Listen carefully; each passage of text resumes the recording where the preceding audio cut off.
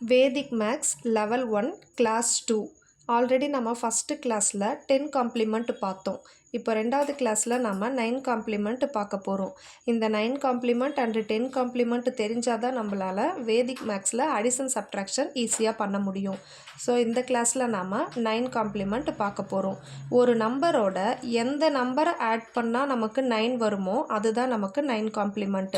இங்கே 9 இருக்குது. 9ஓட எதை ஆட் பண்ணால் திரும்ப நமக்கு 9ஏ கிடைக்கும்னு பார்த்தோம்னா 0.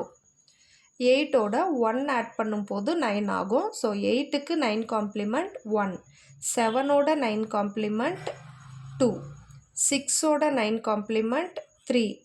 5ஓட 9 காம்ப்ளிமெண்ட் 4. 4ஓட 9 காம்ப்ளிமெண்ட் 5.